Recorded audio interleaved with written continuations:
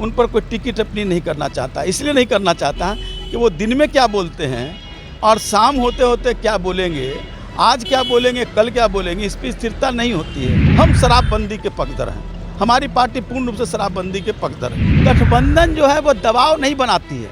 अगर उनका सही नीयत है तो उसको जो चाहते हैं वो कराएं। ये सब सिर्फ अपने चेहरा चमकाने के लिए और समाचार पत्र का एक खंड बन जाने का काम करने से उनकी कोई योजना सफल नहीं होगी। कभी कहते हैं 1000 करोड़ रुपया इमामगंज में दे दीजिए, कभी कहते हैं कि शराबबंदी खत्म कर दीजिए, कभी क्या क्या नहीं बोलते हैं। राज्य के मुख्यमंत्री, प्रधानमंत्री भी लोग बड़ी जमात में जाते हैं ईद के समय, बकरीद के समय। जमात के नमाज को रोकने से और सार्वजनिक जगह पर रोकने से अगर वो ये बात कहते हैं कि ये रोका जाए तो आरएसएस का जो पार्कों में जो उनका शाखा लगती है वो कौन सा देश के बारे में सवाल है। नमस्कार, न्यूज फाउंडेशन देखने में हूँ आपके साथ वंदना। हमारे साथ हैं पूर्व उद्योग मंत्री श्याम रजक और इनसे मेरा सवाल है, क्या कहिएगा जिस तरह से पंचायती राज मंत्री सीसीटीवी कैमरे लगा रहे हैं, अपराध नियंत्रण होगा, शराबबंदी पे भी लगाम लगाए जाएंगे? मेरी पूरी शुभकामना है जो सोच कर रहे हैं उस सोच के अनुरूप हो,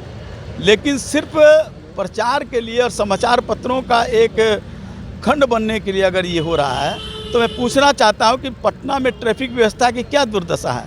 पटना में बड़े ज़ोर शोर से सीसीटीवी लगे हुए हैं, बहुत सारे खराब हो गए। उसके बारे में भी तो सरकार को सोचना चाहिए।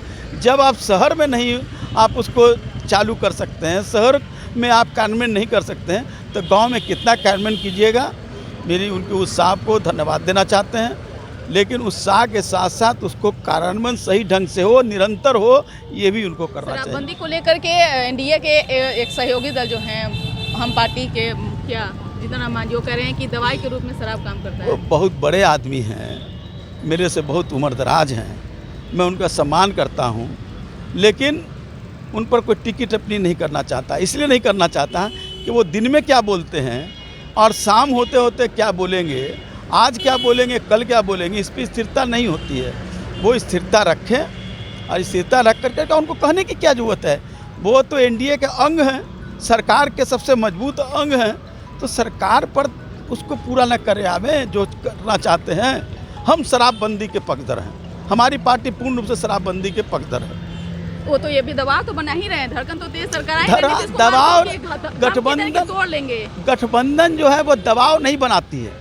अगर उनका सही नीयत है तो उसको जो चाहते हैं वो कराएं। ये सब सिर्फ अपने चेहरा चमकाने के लिए और समाचार पत्र का एक खंड बन जाने का काम करने से उनकी कोई योजना सफल नहीं होगी। कभी कहते हैं 1000 करोड़ रुपया इमामगंज में दे दीजिए, कभी कहते हैं कि शराबबंदी खत्म कर दीजिए, कभी क्या क्या नहीं बोलते हैं।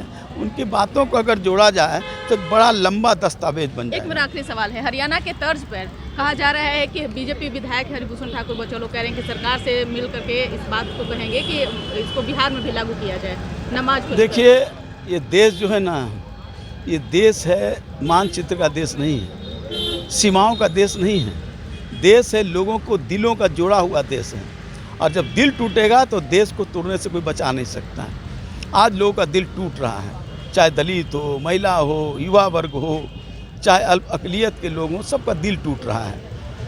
कभी मंदिर को बगल में मस्जिद को आप भगवा रंग देते हैं, आक्रोश होता है तो आप उसको फिर उजला रंग देते हैं। क्या सोच है आपका? आप लोगों को दिल तोड़ना चाहते हैं। आप कह रहे हैं नमाज खुले में नहीं पढ़ा जाएगा। वो बड़ी जमात जब होती है तो सार्वजनिक जगहों पर पढ़ने का परंपरा बहुत हजारों वर्षों से चल रहा है। देश की आज़ादी के समय में भी से चल रहा है। बड़ी जमात होती है तो इस राज्य के मुख्यमंत्री, प्रधानमंत्री भी लोग बड़ी जमात में जाते हैं ईद के समय, बकरीद के समय।